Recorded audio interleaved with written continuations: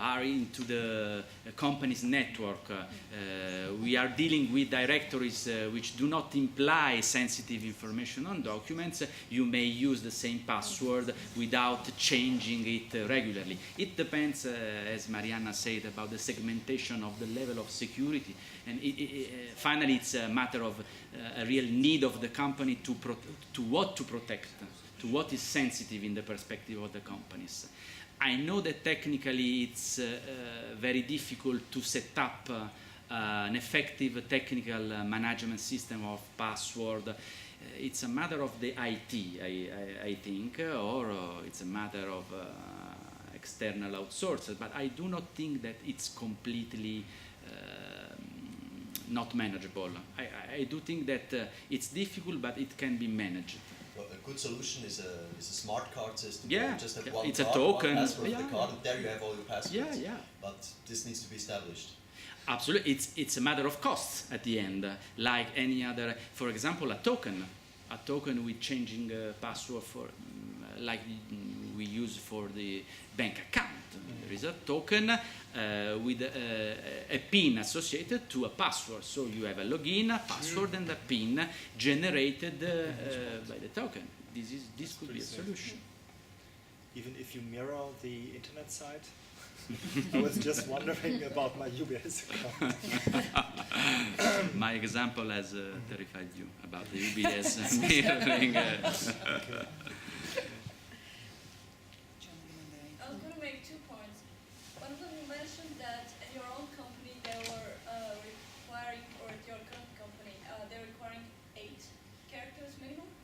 But actually, by restricting the number of characters, you decrease the subset of possible passwords, hence making it statistically easier to guess.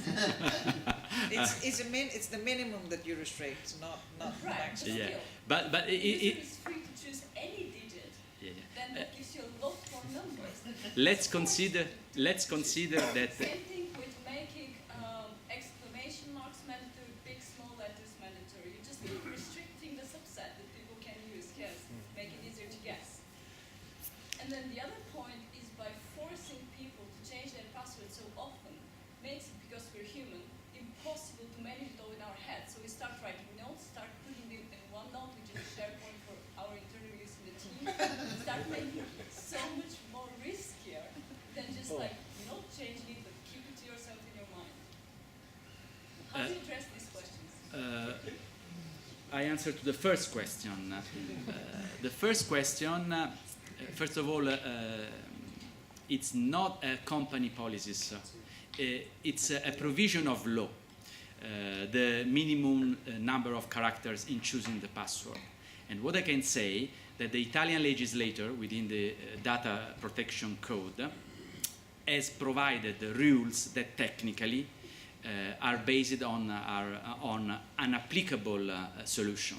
So I may agree with you, but the minimum standard is 8 characters because the Italian law provides, but they don't know how technically works a network, or the legislator has no competence, unfortunately in Italy, has no competence about security matters, password and whatever.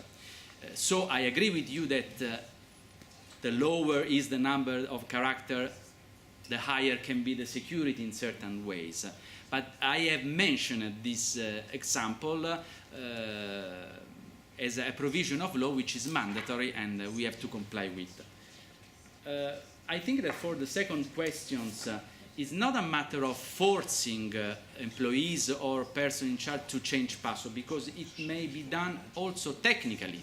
So there is a pop-up appearing on your workstation when, after a certain period you access, requiring you to change password. Exactly, that's what we experience every 6 months in our company. Yes. Yeah. And so I don't see I don't see a way to force employees or to on one end, the matter is, on one end you choose how to protect your information. On the other end, there are the solutions. The solution can be legal, technical, whatever, can be effective or not. I agree with you that if we analyze the state of art or the situation within companies, there are problems, there are solutions which may do not fit. Now let me do the lawyer. I have to be technical and I have to evaluate the legal solution. The legal solution says that changing password is a common law provision in several privacy laws in Europe and also in Switzerland, because in your ordinance to the federal law there is a security measure specifically requiring, and also in several statements of the Privacy Federal Commissioner, the matter of changing password or whatever are issued taken into consideration. But I agree with you that it may be difficult to find the perfect practical solution. The matter is, do you want more security? Do you want more privacy? Do you want more flexibility? All these arguments are not always matched together. More security may mean less flexibility, and so on. Sì. Non ti preoccupare. Prego.